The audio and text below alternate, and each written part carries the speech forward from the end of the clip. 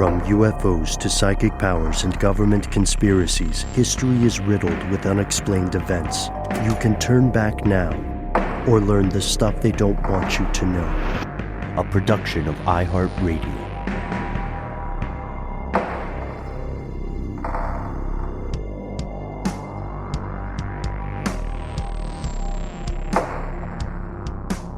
Hello, welcome back to the show. My name is Matt. My name is Noel.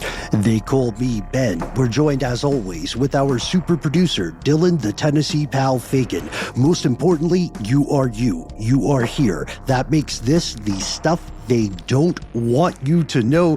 Dylan, can we get a record scratch? Perfect. It's astonishing, friends and neighbors, fellow conspiracy realists, to realize that we've done this show for more than a decade now in some shape, form, or fashion. We still have so much more to do. And there are some things that we look back on and we realize we've never talked about this stuff. Maybe we've talked about it off air. Maybe we've talked about it when we used to hang out in person. But we have so many things that fascinated us for a long, long time. And this is one of those episodes. Well, and first of all, thank God that we haven't just run out of stuff to talk about. That'd be a real bummer for the show. But another one in the same vein is the Bermuda Triangle, which we're doing very soon live from the Bermuda Triangle. Mm-hmm. I like saying that. That's the log line that I love to pitch. It's true, folks. We're going to the high seas on a conspiracy cruise, or a Conspira cruise, if you will, with our pals at Virgin Voyages, October 10th through the 15th. And we will be doing a live episode about the Bermuda Triangle from the Bermuda Triangle. Wish us luck and join us. And it is a true crime cruise, so that is the whole theme of the thing. So when you come, make sure you bring your pipe and your, I guess, fedora. Is that the type of hat that it is? A deer stalker is the hat that Sherlock Holmes would don. Well, bring whatever that is, and definitely that pipe. And leave your kiddos at home because this is adults only, baby. Along with our pals, the podcast Betrayal and Buried Bones. I still love being able to say we're doing a Bermuda Triangle show from the Bermuda Triangle because we can retroactively explain or retcon that as the reason we held off on doing a Bermuda Triangle these many years, that episode. Yeah, we have reasons, but that's not what we're talking about today. Today's episode is another how the heck haven't we gotten to this topic?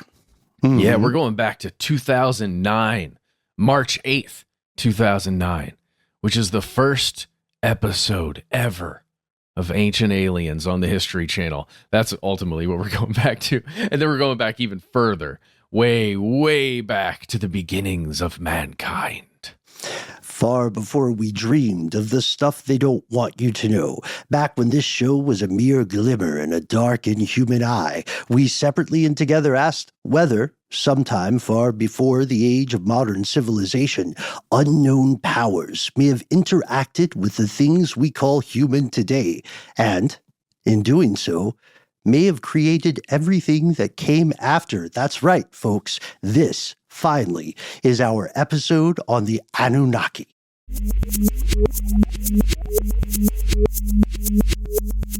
Here are the facts. The factual history. All right, so the more skeptical of us in the crowd are going to hear the phrase Anunnaki and doubtlessly associate it with ancient aliens, with pseudoscience, with conjecture on the level of von Daniken and Sitchin. And we'll get to those guys. But I think a lot of us might be surprised to learn that the Anunnaki as a concept is both real and historically proven. People did talk about this from way before podcasting. Well, yeah, there are myths. There are ancient Sumerian concepts of these gods, right? That's what we're talking about. I've got a giant tome here called Mythology, the Illustrated Anthology of World Myth and Storytelling. You've got a mythology anthology? It's a mythology anthology. And it goes back through here, and it talks about all of the characters that we're going to possibly talk about today and how they, it's filled with different gods and creation stories how humans came to be from different perspectives, from different civilizations and different cultures. And you can think of this, if you are one of the more skeptical people listening, as just another creation myth, right? Just another set of creators. But as we're going to find out in this episode, some people think it is way more than that. Mm-hmm. Agreed, and well said. And I love the mention of mythology anthology. I wish I could have brought some of mine along as well, but on the road. This point that you're bringing up here, Matt, is crucial because these creation myths, the ones that involve what we call Anunnaki today, are indeed the seeds, right? Or the well springs, the foundational stones of so many other later religious stories, right? Later spiritual belief systems. And they're at least really close, right? I mean, the timeline is like, come on, man. All right. Yeah, we'll get to it. We'll get historical, to it. Spiritual remixes. You see it all the time. You love to see it. Yeah. Religious syncretism. There the game of telephone, right? Mm-hmm. So Anunnaki, the way we're saying it today without our Sumerian accents, in English, this loosely translates to princely seed, which is not something you should say on a first date. The seed is strong. Don't put it in your Tinder profile unless you're looking for a very specific demographic. For sure. Yeah. Ooh. I don't know why I'm bringing this up, guys. I'm finishing The Boys finally. The last season, and just got to the episode where there's this dude named Tech Knight. Yes, and he's got a little dungeon. Oh the sex dungeon guy. Yes, he loves the kink. That's for sure. I don't know why that made me think of that, but it certainly did. Oh, man, please read the graphic novels as well and get in an argument with us about them. The Anunnaki are regarded as a class of gods, basically like lowercase g gods. They're not quite the C-suite of the big deal capital G gods. The name Anunnaki is a portmanteau, offspring of An, or An, if you want, the ancient god of the heavens, and Ki, the ancient goddess of the earth. And so far as modern scholars know and will tell you, this is the first case of what we could call liminal space supernatural entities, somewhere between the divine, or the heavens, and the mud, or the earth, and they share characteristics of both. Kind of imagine like a superpowered version of Jinn that came along much later. Right. Mm-hmm. And just to get our timeline straight here, because we're talking about ancient religions, we're talking about ancient humanity. The concepts of Anunnaki go all the way back to the 4th millennium BCE, perhaps 3rd millennium BCE. So we're talking about 3,000, 4,000 BCE. For when some of these concepts and stories are being told, was when it's being actually written down or etched into a tablet. 100%. And we've got to remember, too, that a lot of the specific details of this stuff have been lost to time because of, the degradation of said physical artifacts. What we do know for sure is a little bit loose because of that. And a lot of the original beliefs about the princely seed types element were adapted or, again, to that religious syncretism point, appropriated by later civilizations and religious systems, up to and including the one that we live in and record as part of today. And another thing to keep in mind here, when we go back to these, these ancient inscriptions in specific old texts that are in what would be cuneiform or like a precursor to cuneiform, and then how Akkadian, another language, is related to that, and then ancient Hebrew, how it's related to those two, and then how the translations from those three trying to get back to that earliest form where some of these stories are written down, those translations end up throwing things out of whack or are a little off. And then some of the stories that we are actually seeing that we're going to talk about today are like the primary versions, the primary translations of some of these old clay tablets. so far as we can tell. My favorite one is one of the very first versions of the flood story is itself partially destroyed, possibly due to flooding, which I think is so legit. Isn't it ironic? Don't you think? A lot of us sure did. And if you listen to Sitchin, that flood, there's a reason for that flood and all this other stuff. Yeah, it's really interesting. He can burrow himself on up to wherever he wants to go. And we'll get to Zach as well. With all due respect, by which I mean the respect that is appropriately due. Okay, I'm not going to walk any further down that you got street there, corner. man. You got there. We got there. So, okay, this is fascinating because we have to realize so much stuff was lost simply due to the span of time and the rise and fall of empires. One thing I think would be really helpful for us to do real quick here is to just kick some facts, the difference between Sumerian, Babylonian, Akkadian, as we mentioned, Mesopotamian. So you hear these terms thrown around a lot, especially on a show like Ancient Aliens, and they're used sometimes interchangeably in a confusing way. Mesopotamia is the general, regional umbrella term for an historic region of southwestern Asia, mostly modern-day Iraq, but think also southeastern Turkey, eastern Syria. This is important. When people are talking about Mesopotamia and Mesopotamian civilizations, they're talking about all the little civilizations that rose and fell over time in that area. And these would also be like Assyrian, right? Babylonian, Sumerian, Akkadian, they're kind of all under that umbrella. And sometimes they exist in the same time period. Sometimes they come before or after each other. These civilizations share a lot of the same lore with their own spin on it, which is part of why the legends or the tales of the Anunnaki themselves can be so confusing. It didn't just differ by civilization either, folks. It differed from city to city. Yeah. Well, because what we have found is that a lot of these gods were worshipped almost in their own like a separated out cult, where you would have an entire city for that one god. But then it wasn't as though the other gods weren't recognized throughout an area or throughout, a group of cities that were all run by the same generalized population, right? Or under the same flag. But in this city, this is where we worship Enki. That's kind of, at least that's my reading, my interpretation of what I've been seeing throughout these past couple of weeks when we've been looking into this stuff. And this is why, again, we see the battle of interpretation. Are the Anunnaki referred to as characters, discrete entities, albeit supernatural? Are they larger concepts? Why do they play various, at times, contradictory roles? One example for this would be the old Sumerian myth.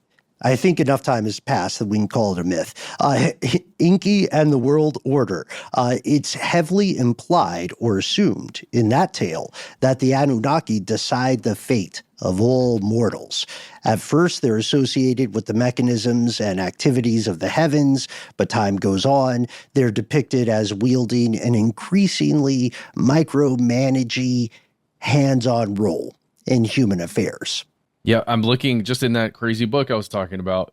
This is titled Enki, Creator of the World Order, and it is exactly that, Ben. It goes into how the social structures of mankind were developed by, a god, by Enki.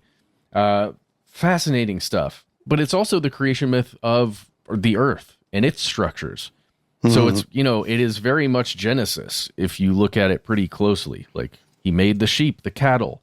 He made the crops multiply. He established the skills of building and weaving, Yeah, it's just so interesting how like creation myths and that need for human beings to explain where we came from and to explain, where everything that we see came from. It all stems from kind of just that metacognition and that ability to sort of invent stories to explain the world around us, whether those are mythological creatures or even just like justifications. Like humans are uniquely skilled in this type of thought. And there's a whole hell of a lot of parallel thinking because we're all more or less looking at the same stuff, Mm-hmm. Yeah. One of my old professors kicked it this way, which I really liked.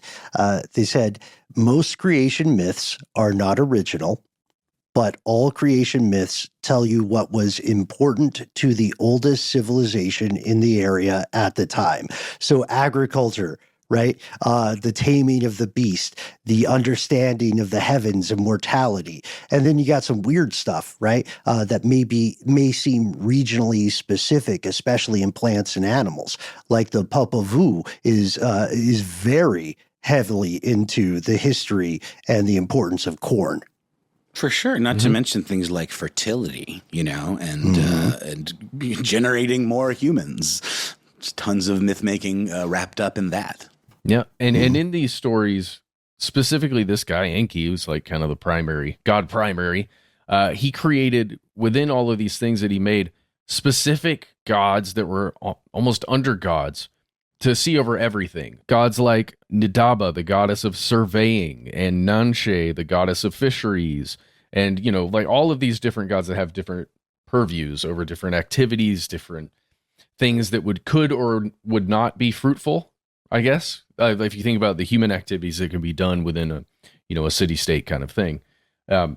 It's interesting how it ends up in that ordering where there is somebody in charge of all the different things, but then they answer to somebody as well, in this case, Enki, which makes me think about why maybe it changed a little bit as you go from city to city, because kind of the uncomfortable reality of religion that we've talked about on the show many a time is that it can be used as a form of control over a populace. Oh, yeah. We're a coastal city, right? Our main god is sort of the ship and fish god, right? But that's, again, that's why we took pains to say capital G, C-suite god, and then lowercase g, like Bill Murray and Groundhog Day. I'm not the god, I'm a god. More of an SVP type god, right? Well, dare we say an executive producer. Maybe even a JVP. No, exactly, Ben. There's another vocabulary word that ends up coming up a lot, especially as this stuff kind of transitions over into ancient Hebrew, which is Elohim that we've talked about before. I think we talked about when we did the angels episode, and Seraphinium, or whatever. How is it? It's a weird word. Yeah, different from Hashem. Yeah, exactly. So this the Elohim, which is it generally stands for gods, like with the lowercase g, gods.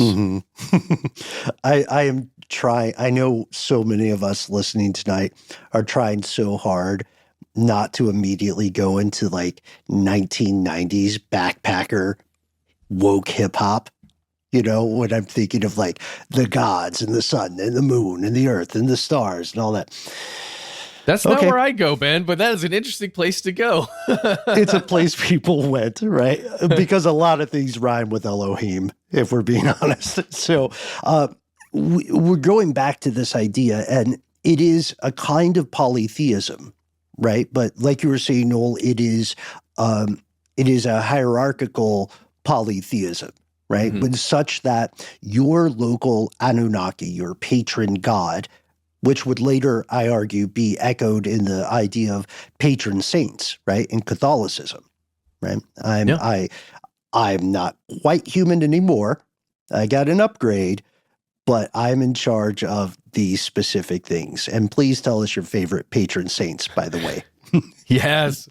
Well, I think a lot of us got, a taste of that kind of thing as we're going through public school, where you learn about Greek gods and Roman gods and the differences between those two and the mythologies there. And you learn in depth, I would say, about a lot of those mythologies. But there are so many other cultures and places where that mythology even stems from. Mm-hmm. 100%, and this is, we go to, we're talking creation tales. We can see this again. The Anunnaki, the lowercase g gods, are quite numerous because of the degradation of historical records and the passage of time. Current researchers are still not sure how many Anunnaki were distinctly described. We can go to the Babylonian creation tale, the Enuma Elish, and that tells us about the Babylonian god Marduk. Oh, man, Marduk. And this makes me think of, and I'm pretty sure we did do an episode on this, the pantheon of princes and deities of hell that are outlined in the Lesser Key of Solomon, and recently kind of given some pop cultural cachet through the film Hereditary. It's just a similar kind of hierarchical situation. But did we not do an episode on the Lesser Key of Solomon? I think we did. Yeah, I think we did. We did explore the keys of Solomon. The Lesser Key of Solomon is fascinating. I love your shout out to Paimon. Oh, yeah. That one. All hail. Yeah. All hail. What a great film. The story behind it is fascinating as well. We see a lot of things. It's weird with religion. We see so many characters cast as gods and then cast as demons, right? Or cast as angels and then cast as demons. It depends upon the cultural framework, right? And how the current civilization feels about the civilizations that came before or exist at the same time. So our buddy Marduk in the Babylonian creation myth, he is associated with the planet Jupiter, probably, unless there's a different planet. Just going to get some foreshadowing in there. 10th or 12th planet, maybe? I don't know why I'm like flicking an invisible cigar, You guys hear about this 12th planet? Well, the reason why I do it is because I read this article in the New York Times from a while back that was just a sit and hang with Sitchin at his New York apartment that he's had for, at the time, like for 52 years or something. Ooh, how was the decor? Oh, it's just he looks like a New Yorker. According, to the article, it's gorgeous because he's just this guy in his 80s, just taking his cane out on the street, going over to a little diner to get a special for senior citizens, and just going where back he up always to goes. It's exactly. He just goes back up to his Classic. apartment, and he's just talking about these creation myths as though they're actual aliens, and they did all these things that are described. But it's just it's charming, I would say. Yeah, and you can tell that he's not a purposeful con artist, right? He's not trying to be a flyman or a swindler. And this leads us to a thing you run into a lot if you study folklore.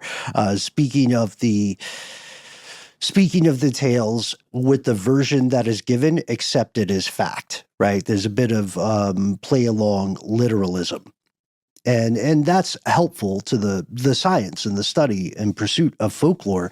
Our guy Marduk, this is what we want to tell you, folks. When we're talking about polytheism, little g gods, capital G gods, Marduk is the boss over 600 distinct Anunnaki.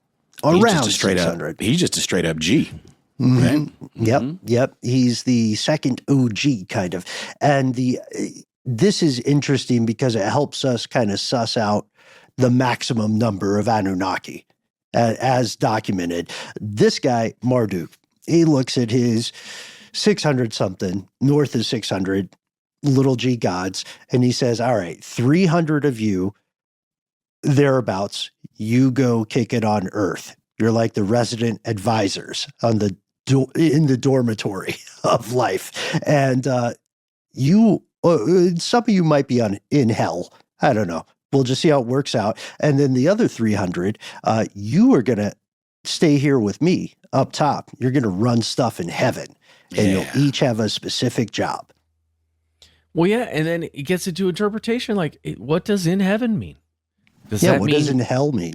Well, yeah. Well, does that mean gods who are working in the mantle? Like, does that mean gods who are working through the tectonic plate stuff in the core of the planet? And maybe I'm looking at it too much through a lens of pop culture, but when I think of gods like this, and Marduk in particular, I think of infernal kind of forces and, borderline demonic chaos entities. But that's not necessarily the case. These are functional deities meant to preserve some sort of natural order. Mortality. Mm-hmm. The netherworld is probably a better word than hell. Hell. Yeah. Forces that oppose life and growth and, progress in some way. But this concept of is heaven like orbit or a star or another planet far away? Because Marduk is the guy, correct me if I'm wrong here, guys, but to my understanding, Marduk is the guy that we end up running into this concept of Nibiru and another planet that might be on its way, at any given time every 3,600 years or whatever. Because Marduk is I thought his star, his planet was Nibiru, this thing associated with crossing and potentially crossing Earth to create a cataclysm at some point, or the reason that humans became a thing. That I thought Marduk was directly connected to all that. Yes, becomes directly connected in much later stories. Okay, got it. Okay. Like way later, people say, actually, which is how I think the game of telephone works with a lot of this stuff, because and this is a really interesting question because it gets into what we could call something like forensic astronomy. What were the stars like at that point? What were the passages of the comets in the heavens, supernovas, and so on? Well, that's right, Ben. And also, to your point about the game of telephone, oftentimes the loudest voices in the room, aka perhaps the most powerful voices, are the ones that sort of set the tone, whether they're correct or accurate or not. Yeah, and everybody in these civilizations wants their crew to be the dopest and the realist, right? And that's the idea. So like Marduk is associated with Nebuchadnezzar and Babylonian society and mythology. So of course they're going to spit something different versus, Assyrian Akkadian civilization. Can we all soft agree that Nebuchadnezzar is one of the coolest biblical names? Yeah, man. It's pretty sick. The best ship I've ever known. Oh yeah, that's Alien, right? I know for sure it's Matrix. You're right. No. It's Matrix. It's Matrix. You're certainly correct. My mistake. How dare I? People are screaming at their podcast devices right now. No, they're happy. Please be happy, folks. We're glad you're here. Nostromo was Alien. You can see it was an honest mistake, y'all. I think it's cool that we have an opportunity to bring up all those names. I'd also like to say, being the opposite of an expert in Christianity, one of my favorite biblical names is Melchizedek, which is a super mystery character. Real chunky name. Got a mouthfeel. Yeah, in the Torah and in the New Testament. Very, very fascinating character. Actually, maybe worth an episode or just a weird hangout session.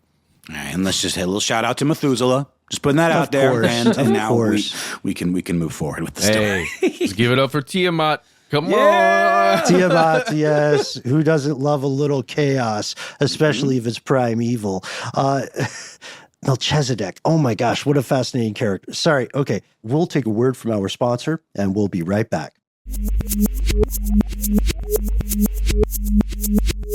We don't know all of the names of the Anunnaki. We don't know the maximum number described. We know that many had patronages, what we would call areas of focus and specialties, but we don't know all of that either. We know that later Hittite and Hurrian society picked up on this thread that had already been created for them. They looked at these earlier civilizations and they started talking a little bit of trash. Their mythology describes what we think are the Anunnaki as, quote, former gods, the gods who got demoted. This is the turn where we're talking about God to angel to demon. They said these used to be gods, and now our society is kicking it at the top. So these former gods from these loser societies are banished to the netherworld by a new generation of deities, our new X-Men, right? Our new gods that are straight up Hittite, my guy. Can I just say, it is so much fun to imagine that all of these gods are in fact space aliens of some sort, right? Where the first crew comes in, they run things, they set things up for a little while, then they get, bested by some other aliens that come down, and they're like, haha, get out of here. You're kicked out now. And then the new guys run stuff. It's really fun to imagine it. To imagine it that way. It's fun, I said, to imagine it. It is not particularly enriching in any way. It's just, it's like a little snack you can have between meals.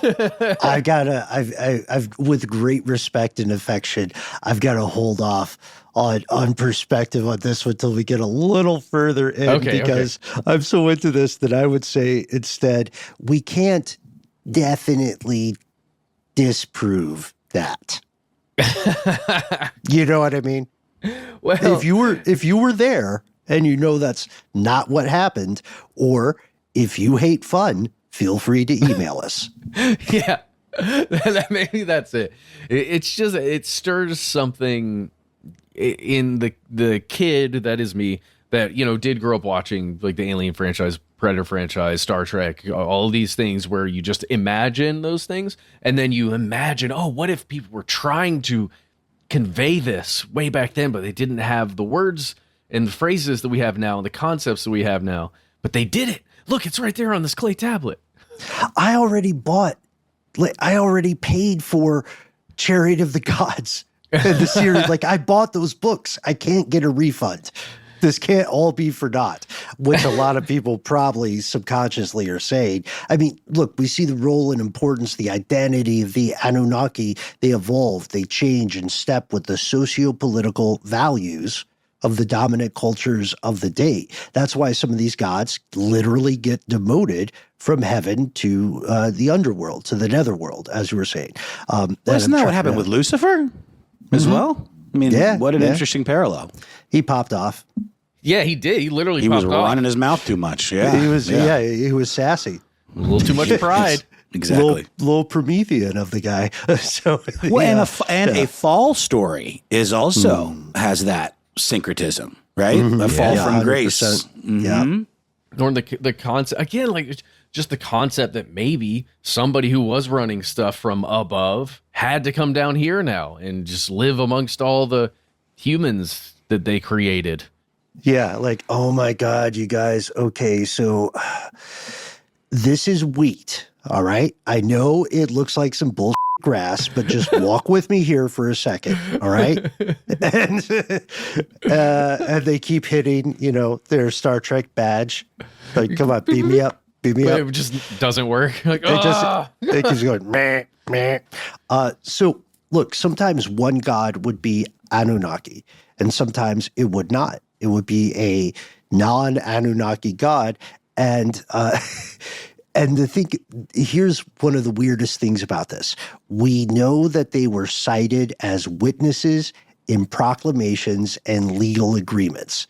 These are real things that real, provable human beings, Homo sapiens, wrote, and they would type out these names. They would type out names like Inanna or Utu or Shamash or Enki or Enlil and stuff like that. Yeah. And like with a chisel.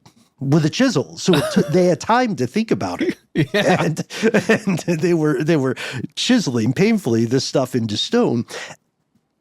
I would say, I don't know what you guys think, but I would say this is a precedent to how people might say, as God is my witness today, right? I don't think people imagine that Hashem or Jehovah is showing up and saying, yeah, no, that makes sense. Yeah, that makes sense to me. Yeah. Or is it their boss? Like, what if there is a boss somewhere up there? Like, crap, got to do this. Got to do this one. This one goes here up to that ship. There we go. That's for the homies. I mean, this was probably at least the mention of religious deities as sort of a guarantor of a contract. That was probably due to the fact that temples were the the things that we would call the centers of science, right? They were the academies, the libraries, the research facilities of the day.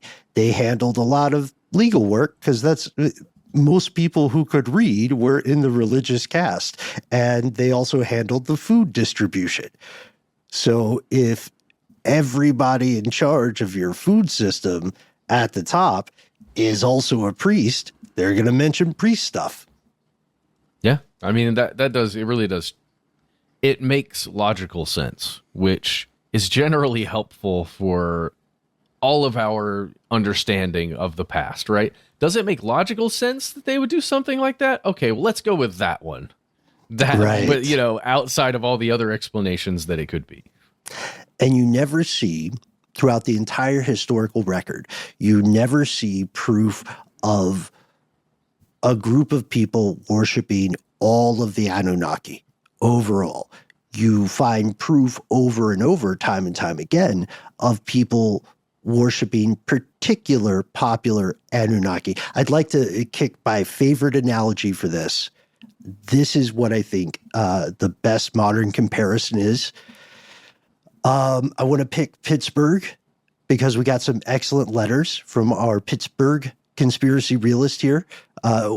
We're sorry we dunked on the pizza. We understand that it's not as popular as a lot of people say outside of Pittsburgh. But let's say you are in Pittsburgh and you say there are other sports teams, but my team is the Pirates. I like the Pittsburgh Pirates. That's how worshiping the Anunnaki went. You would say, I know there are other Anunnaki, right? But in my city, this is our favorite one. This is the one we worship. So the closest comparison to the modern day Anunnaki is going to be something between patron saints and your favorite sports team. That checks out.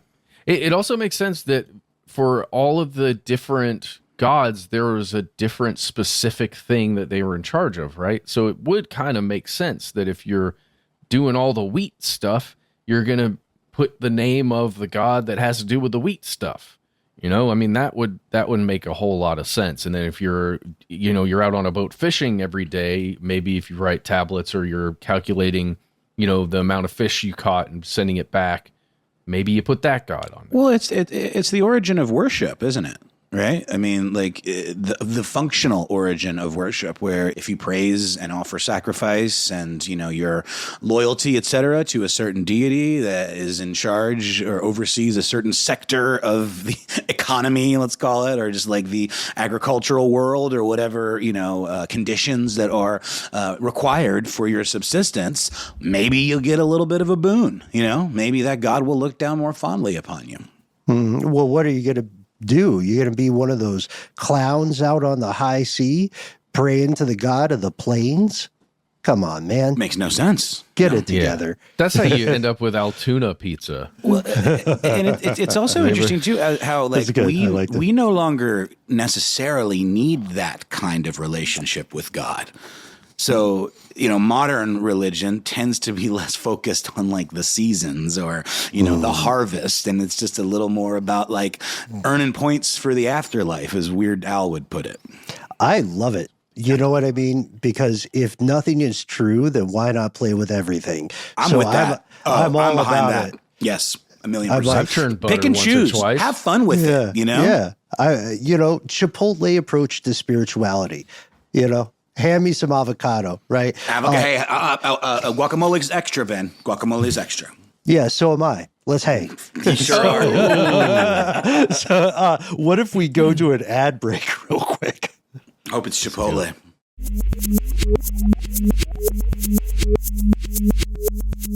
And we have returned. All right, without ambushing everybody with some sort of secret university course tricking you into learning about religious syncretism, ancient Mesopotamia, etc. That's the basic. What we gave you is the basic level of knowledge that we know about the Anunnaki, and this knowledge that we do know is absolutely, utterly dwarfed by all the stuff we do not know. They're primarily mentioned in literary text. There is, to date, no depiction of the Anunnaki as a complete group. No one has found a bas relief. No one has found some huge painting in a hidden cave or Göbekli Tepe type stuff where there's a group picture of the Anunnaki, like on a Wu-Tang album. Last hip-hop reference. I don't believe you. No, I don't believe me either. You heard the pause. Not a chance. Man, I do love a hip hop crew, an ensemble. We've talked about that. Yeah, so great. I wish it happened more often in other genres too. Agreed. Yeah. Can we talk about something really uncomfortable for a second, guys? My God, yes. In these stories with the Anunnaki, it gets really, really incestuous really quickly. And if it happened one time, it would be troubling and like, oh, this is not good. I don't like that the gods are doing this. But there's a story. Talk about Enlil, right?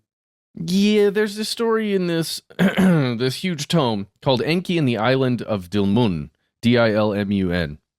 And it is basically a huge list of how Enki fathered one god or goddess. Yep. Beget. Right? Yeah. Well, and it uses... I'm going to say just give it to us, man. It uses the phrase spilling his semen into people and things. It says semen? Yeah. It doesn't even say seed? Well, it's a translation into English. Fair. Yes, and this is a giant collection of them. But it happens, he does it to one of his daughters, and then her daughter, and then her daughter, and then her daughter, and finally one of his offspring ends up taking, revenge on him. But it is really creepy how it ends up being depicted in this way, as it's one god that is creating all of these things in a weird line, but with his own creations somehow. I don't know. Right. And doesn't, I think in the primary narrative we're talking here, it's not the one where he also bangs his parents. Nope, that's a different one. Okay, but yeah, there's a lot of incestual stuff because they're also speaking in terms of metaphor, right? Yes. And symbolism. Yes, there's another one over here called the Gods of Danu, and it's how some of the gods are depicted killing like their own parents and then becoming one with like their mother and like fathering children with their own mother on purpose. But again, I think you're right, Ben. It's more of talking about how natural systems end up functioning and all this other stuff. It's not actually, well, hopefully it's not actually meant to be entities doing this. It's also satisfying for the audience, right? Because to your point, Noel, it explains a lot of the natural world and the relationship between concepts. And then to your point, Matt, it also satisfies the human love of messiness, of drama, right? The reason it's like wrestling. That's why we like wrestling so much. And reality television, right? Yeah. It's the reason people slow down in a car crash, just to watch your tragedy and your missteps vicariously. Well, and theoretically, it can be a lesson to be taught, right? So if you can read the messages, if you are one of those people that can actually read in these times, you can then convey this to a group of people as here's a morality tale to hopefully help you live the way it's going to benefit us, those of us who can read. And then you could use it to do, we won't say mansplain, we'll say priest-splain. There you go. You could priest-splain things that were not readily apparent or have some sort of reason. Like, why is this fruit or this vegetable on a different harvest cycle from this other one? Well, you guys heard about God, right? There was some weird banging stuff going on. So, figs. So, priest, why must I toil every day with this pickaxe thing down in these stones in the quarry all day long? And silence, peasant! I slap thee down. Here's the story that makes sense to why you got to do this. No, let him speak. Yes. Young man, you're in your 9th summer, which means in the mines, your life is done. It's almost over for you. But I'm only 9 years old. It's a much more effective tool than the slap down.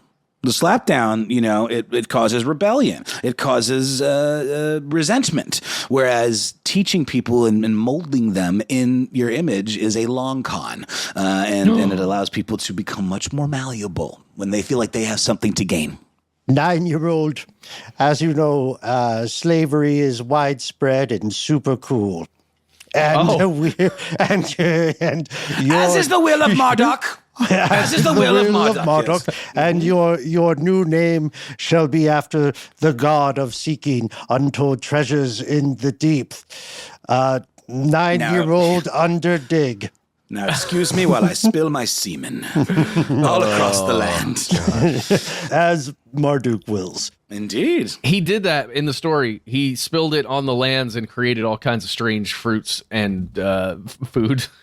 Dude, check out every creation. I love these things. So we also know that we don't have any real it's similar in some ways to other supernatural entities. We don't have any real definitive uniform description of what the Anunnaki look like. The descriptions of them are pretty vague and confusing. We know they're anthropomorphic. They're superpowered. They're often depicted as giants. Shout out to the Nephilim.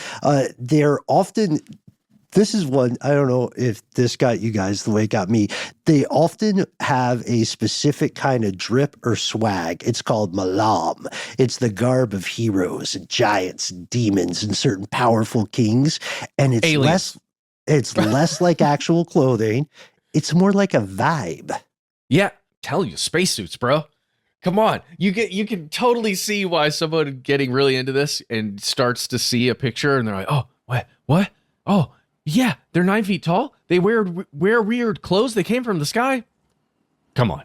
What else? Look at that drip. Just look at that drip. Such riz. I mean, it's the original Supreme. That's for you, Noel. Thank you. Thank you so much. The original Supreme. Yes. Yeah, yes. I'm saving this space stuff. Saving the space stuff seed, man. I'm ready for it, though, man. You got to do it. I'm ready for it. I'm saying. Anyway, we've got to do the facts still. Okay.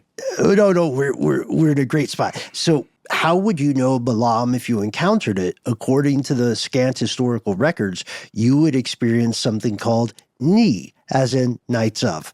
Kidding. The Knights of Ni. A path. Yes, I love it. What is Ni? Well, be careful, or we will say Ni to you again. No, what is Ni? A shrubbery. Indeed, yeah. Which is, let's just be honest real quick, an offering. The Knights of Ni are godlike in their demand. They're 9 feet tall. Yeah, they are, for sure. Their demand of, what do you call it, tribute? Yes. So Ni is like that feeling of, maybe you've experienced it. If you ever walked outside in the dark, like let's say just somewhere in your neighborhood or your backyard, none of the lights are on, you walked outside and you just feel something. And I would describe it as a bit of fear, a bit of like that primordial tension of just not being able to see or know what's out there. It's that tingly feeling you get in your arms. Maybe that, I don't know. It's in my mind. The hairs standing on end, perhaps. Goosebumps. Yeah. Someone walks over your grave would be another idiom. Yeah. To me, it's the feeling of not understanding or not knowing something in a moment when it could potentially harm you. I don't know. That's the way I would describe it. Maybe it's a very Lovecraftian feeling of that encounter with the unknowable, the unseeable, right? The unexperienceable. But in this case, it would be something heavenly, divine, something That's right. beyond your understanding. Yeah, the beyond. Yeah. Back to Lovecraft, yes. Or from beyond, rather. Yes. Yeah. Instead of the peace that surpasseth, understanding. It's it's the awareness beyond words, right? Something is in the room. The call is coming from inside the house. You get goosebumps in the presence of the supernatural, the divine. And so if a king gives you that vibe, then they must be chosen or co-signed by God. The Anunnaki also, this is weirdly specific. They have wings, but even more specific, they have hats with ox horns. Now, different amounts of ox horns, but they got horny hats. Yeah, they look really, because you can actually see these. There are depictions of them that were chiseled just the way some of these other things we've been discussing were chiseled in language. There are pictures of these Anunnaki doing things like appearing to bestow things upon the humans in that are depicted smaller, that are depicted differently. There's one that we'll get into later that looks like, and according to Zechariah, is like the human being created, which is really cool. Right. But it's a tiny little human compared to this giant Anunnaki thing. Yeah. And this, we see already for any student of religion, these early belief systems surrounding Anunnaki, diplomatically put, they have interesting correlations to later religious and spiritual belief systems. Bluntly put, they inform a lot of those stories. Because you can, Joseph Campbell comes along way later, and Fraser and the Golden Bell and all that stuff. But they're seeing the same pattern that you're seeing when you hear about this. And the danger here is that because we know so little about the contemporary beliefs surrounding Anunnaki in their heyday, it became increasingly, I'll say it, damningly easy for later scholars and religious leaders to insert their own beliefs, their own agendas, and their own preferences into the remnants of this pre-existing narrative. They found like part of the dinosaur bones, and they made whatever fanciful dragon best suited them. Ooh. And to that point, about like modern religion versus these, ancient polytheistic forms of religion, there are a lot of reasons that monotheism is a more modern approach and is another flavor of religion that kind of converts that form of control to something that, certain organizations are able to wield, right? Mm-hmm. Yeah, well said, Noel. This means exactly that. For every acknowledged, genuine historical question, there are going to be tons of proposed answers. And those proposed answers are going to come from, this is proven, and we're not being jerks about this, they're going to come from people who are 100% convinced that they are telling you the truth. They're not necessarily trying to pull a fast one on you. They genuinely believe it. And folks, with this, the proposed answers, we've been teasing a lot of things, as you mentioned off air, Noel, and I don't know about you guys. I've certainly had a difficult time holding off for what will have to be part 2 of our exploration of the Anunnaki. But before we do that, we've got a little bit further to go. Folks, the research on ancient Mesopotamian societies has been heavily impacted by real-world wars, unrest, prejudice, disease, disaster, you name a terrible thing, oh buckaroos, and it hit this region at some point over the millennia, and it hit it hard. You know what I mean? This is before the Bronze Age collapse. No one knows what happened then. There's so many mysteries between the Anunnaki in their heyday and 2025, August 18th, as we record this.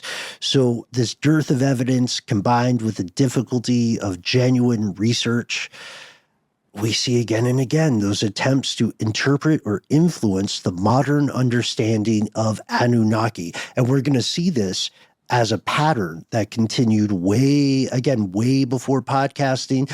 The myths of the flood, the Epic of Gilgamesh, right? Another banger of a name. Sorry, just had to throw Gilgamesh is a good one. Why aren't there more Gilgameshes? Yeah.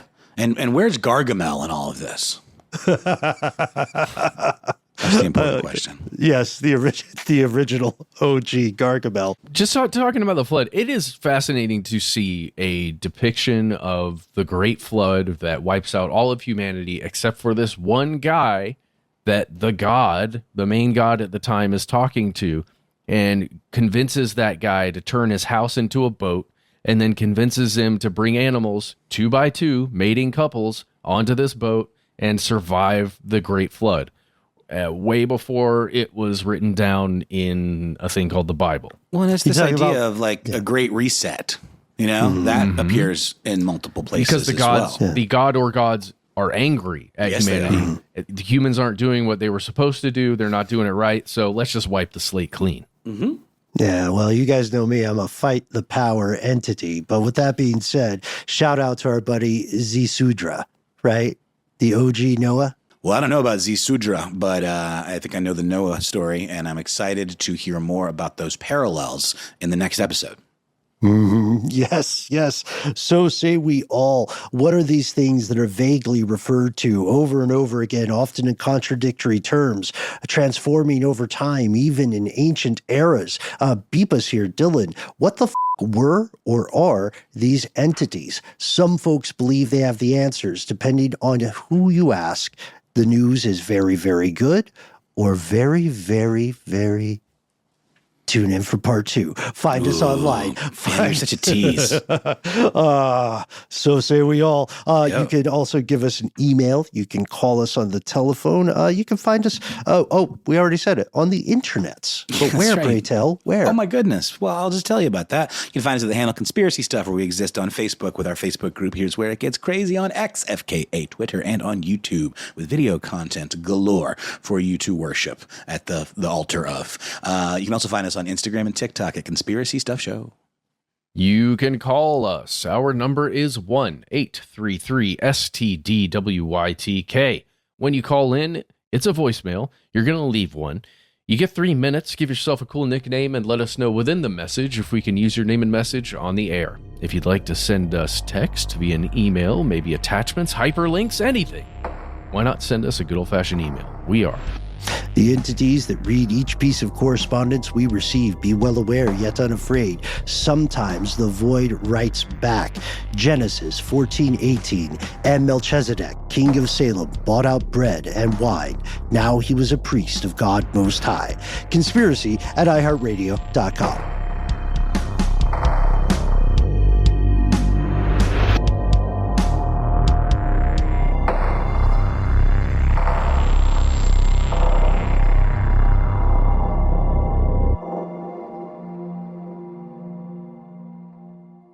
Stuff They Don't Want You to Know is a production of iHeartRadio. For more podcasts from iHeartRadio, visit the iHeartRadio app, Apple Podcasts, or wherever you listen to your favorite shows.